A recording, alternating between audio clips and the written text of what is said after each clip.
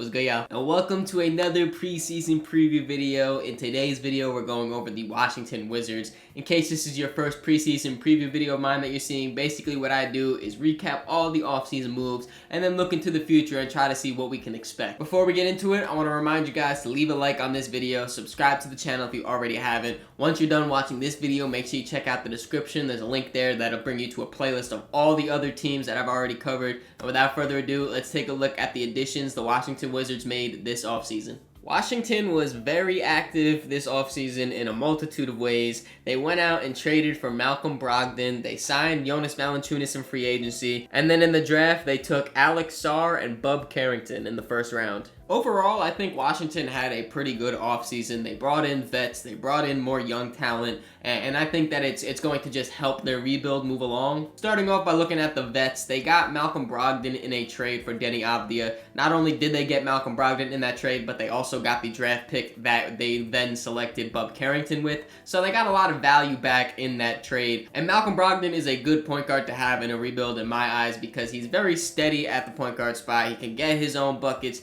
but then he can also play make to kind of help get everyone else involved in the offense. He's a solid defender, nothing out of this world, but is okay at it.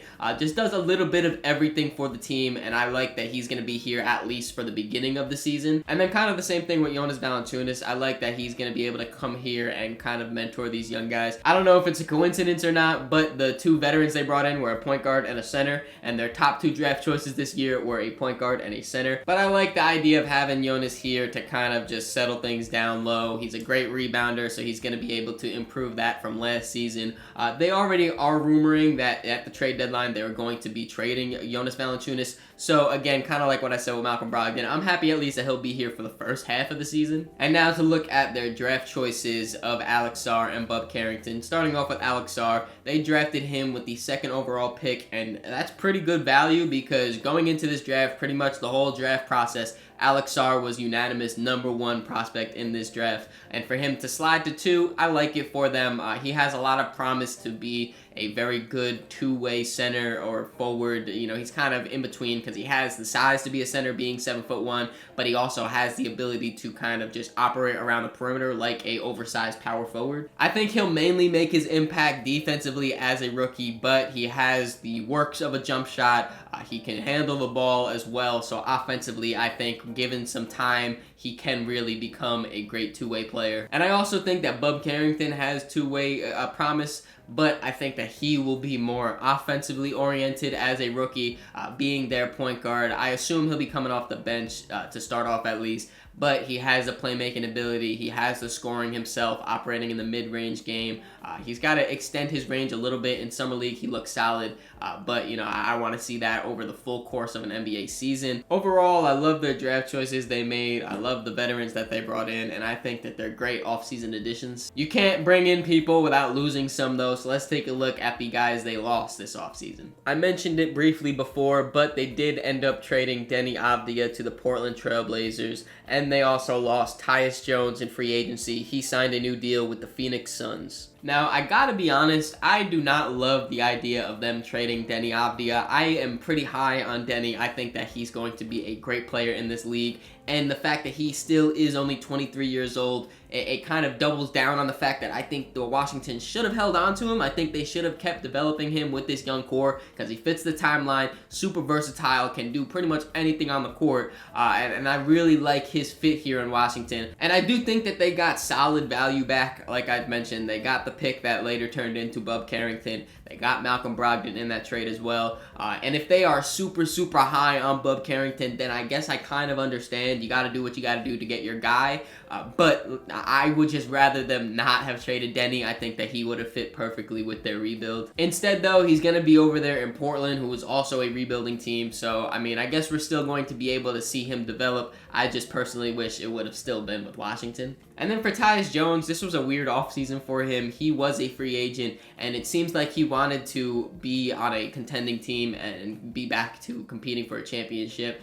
Because he went out in free agency and no one signed him. I'm sure he got offers from loads of teams, but no one signed him until there was no money left, and now he is on a minimum deal with the Phoenix Suns. I think that Tyus was very solid last year for the Wizards, and I think that he'll be very good for the Suns. But with the way that this team's shaping up and they are still rebuilding, Tyus is towards the older side. He wouldn't really be on this team when they eventually do be competitive, so it makes sense. Also, they replaced his point guard minutes with guys like Malcolm Brogdon and Bub Carrington, so overall, not a big loss. And now that we know who's came and who's went, let's take a look at the potential rotation we could be seeing from the Wizards. In the starting lineup, we have the new veteran Malcolm Brogdon alongside Jordan Poole, Corey Kispert, Kyle Kuzma, and the other veteran, Jonas Valanciunas. And then off the bench, we have rookie Bub Carrington, Johnny Davis, Bilal Coulibaly, Alex Sarr, and Marvin Bagley. So I don't think it's a secret that the Wizards are not going to be very good this season. I don't know many people that have high expectations for them,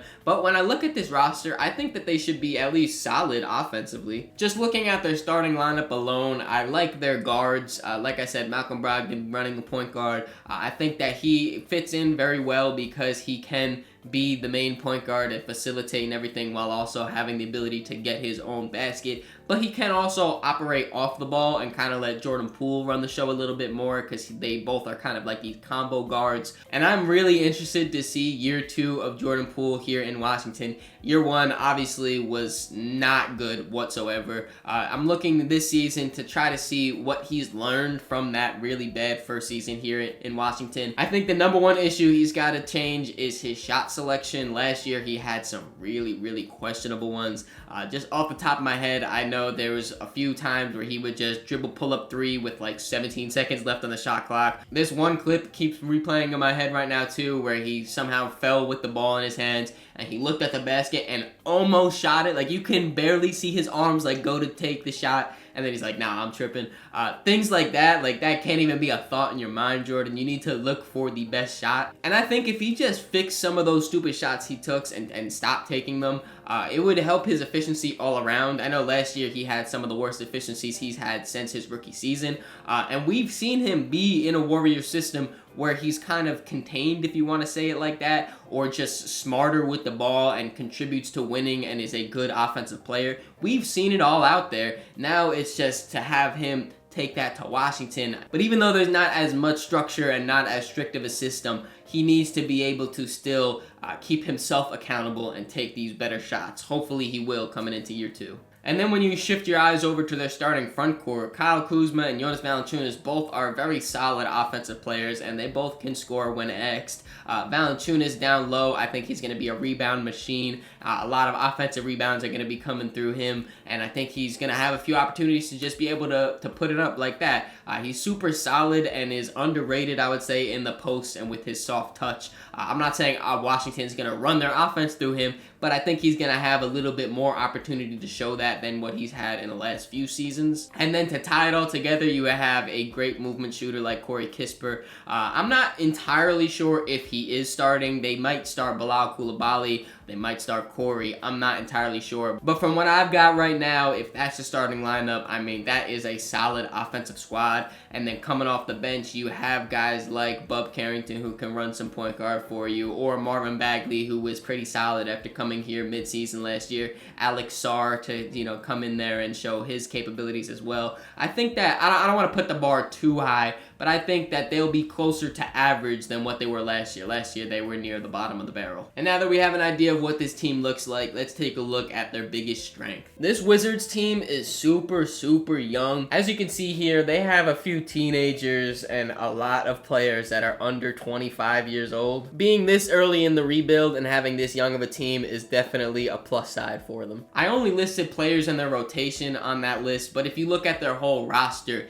they have 12 players that are going to be 25 or under for this season. That is absolutely absurd. I didn't realize they were this young, but even when you narrow it down to just a rotation, they still have 7 out of their 10 players under the age of 25, including 2 rookies and a sophomore player. I've said it a bunch on my channel in the past, but when you're this early in a rebuild, all you really need from your team is to just collect as much young talent as possible, and then once you have a bunch of it, that's when you sift through and try to see what you got and say, all right, this guy, he can maybe develop into a role player. This guy, I don't really see him in our future. Maybe him, though, if he develops properly, he could be our star. That's kind of what you got to do. Right now, Washington is just trying to gather as much young talent, and they're doing a great job at that. A lot of times, rebuilding teams have very fluid rotations where it's not as strict, where every game these 10 players are going to be playing. A lot of times, they kind of just swap them in and out as the year goes on. And like I said, I only included the rotational players on there,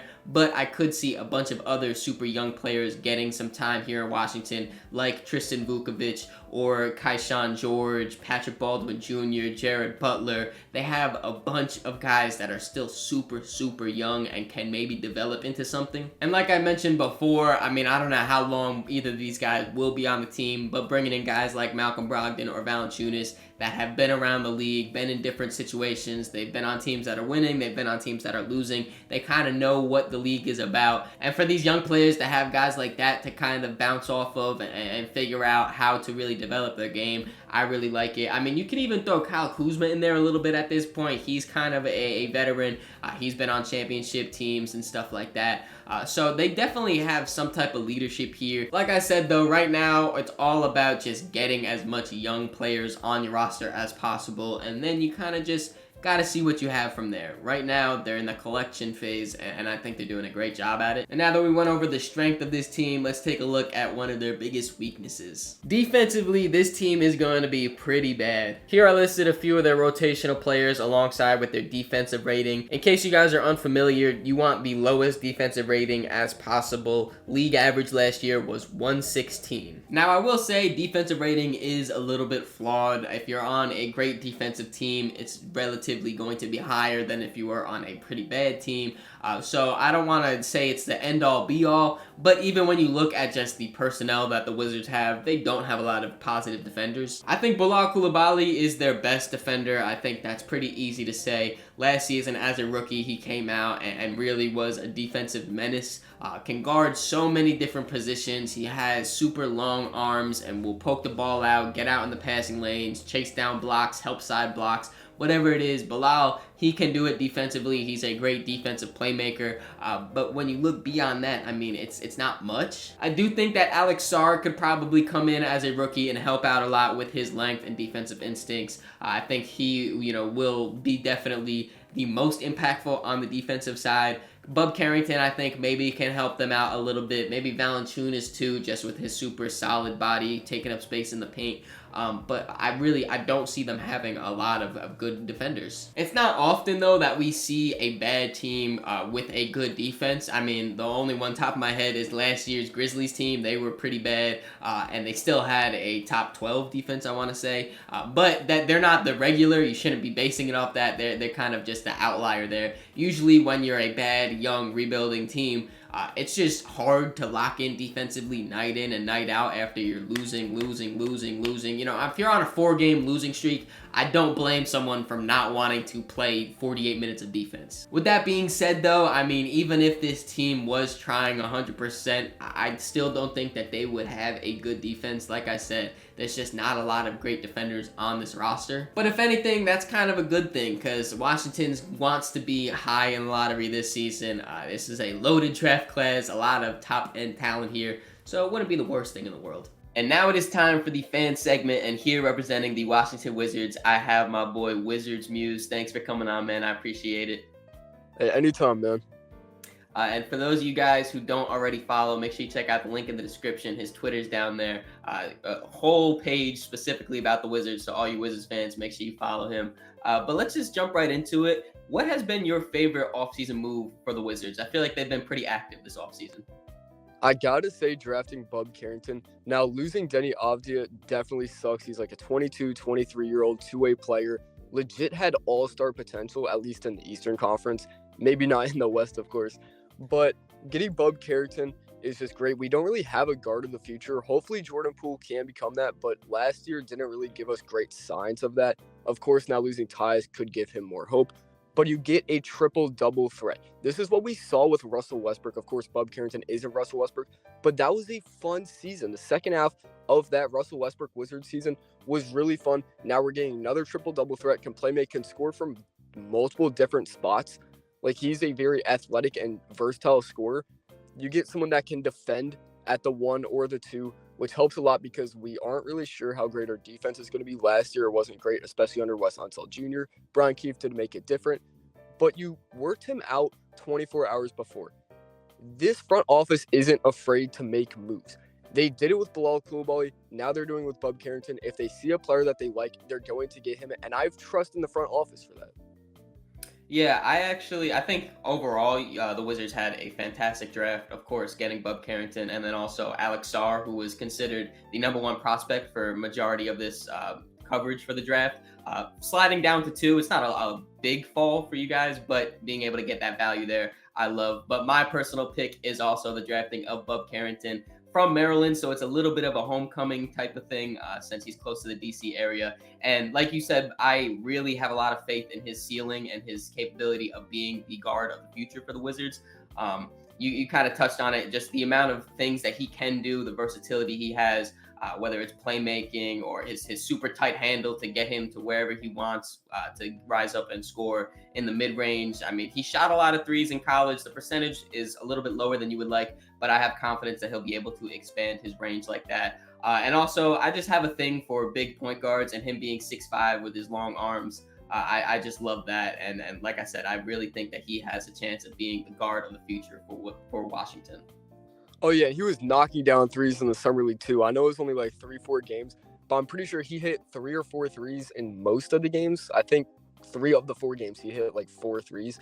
So if he can shoot threes at even a 38% clip on 8 or 6, 7 threes a game, that would definitely provide a lot of just different offense, considering we had Tyus Jones last year, who was pretty much a floater merchant.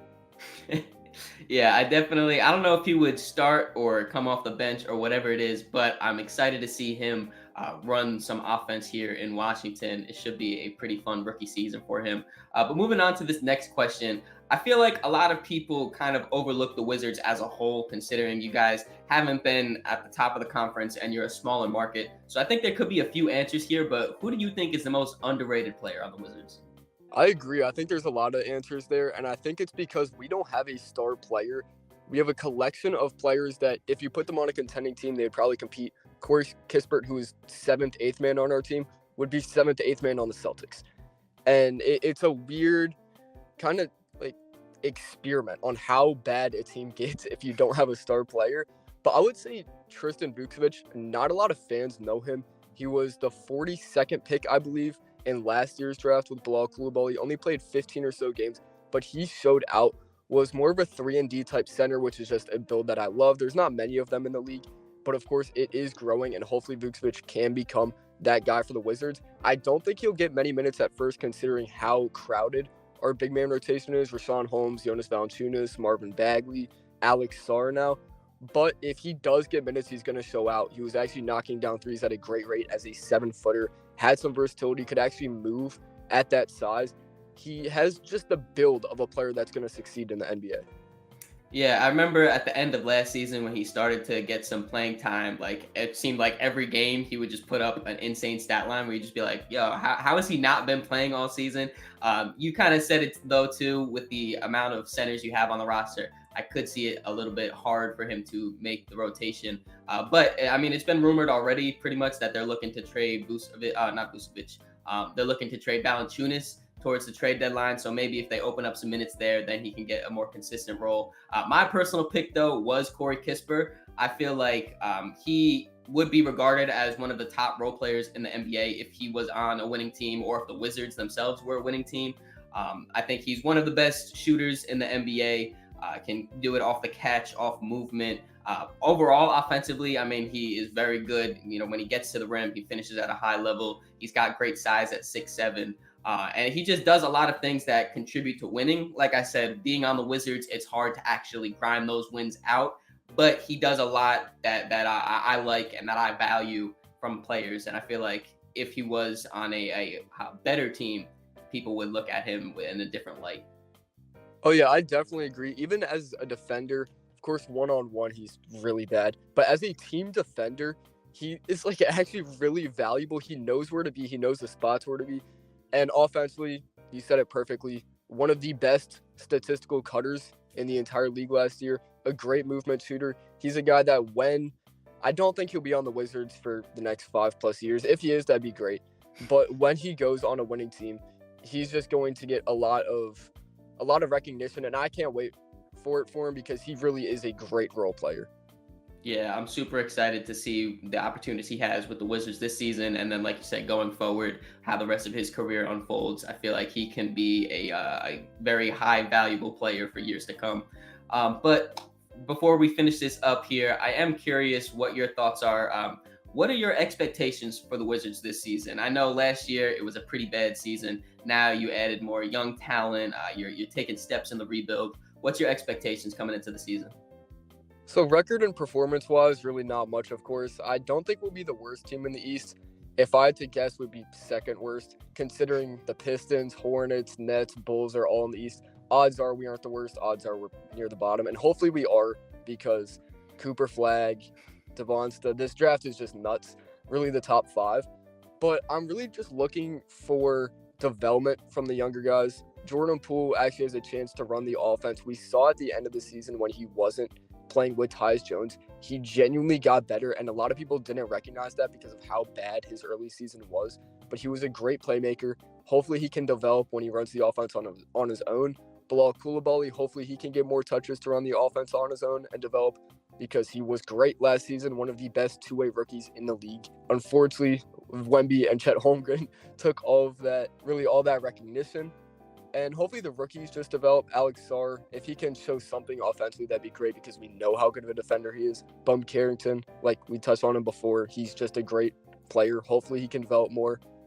It's really just development within the young players. And if 3 or just a handful of those guys show out this year, it really doesn't matter what the record is, because we're going to be bad, but the future is really the focus. Yeah, for sure. I think you guys can have a very successful season regardless of how many wins and losses you have. It's like you said about the development. There's loads of young talent on this roster. You kind of just got to sift through, see who's going to become what, and where you value them for your future. I want to thank you, man, for coming on again. Like I said, guys, if you don't already, make sure you check out the description. Follow him on Twitter. Puts out great Wizards content. Thank you for coming on, man. I appreciate you. Of course, man. Great channel here. Subscribe to the channel. I love every single video. Thank you. And now it is time for my ceiling, floor, and expectations for the Washington Wizards. Again, I'm going to try to just do it all in one, because I do think they're all pretty similar. Their ceiling, I think they could be as high as the 13th seed out east. Their floor, I think they could be as low as the 15th seed. And where I expect them is dead smack in the middle at the 14th seed. I expect the Wizards to be pretty bad. I think that they are on this bottom tier of teams out east. I do think that they have a little bit more talent on their roster than a team like the Brooklyn Nets, so that's why I don't expect them to bottom out completely and be the 15th seed, but I think they're going to be flirting with it at least. What do you guys think, though? Let me know in the comments below where you think the Wizards will end in this year's standings. I hope you guys enjoyed this video. If you did, make sure you leave it a like, subscribe so you don't miss the next one. In the description, there's links to all my social medias, so make sure you follow me on all those to keep up to date with me. Catch y'all.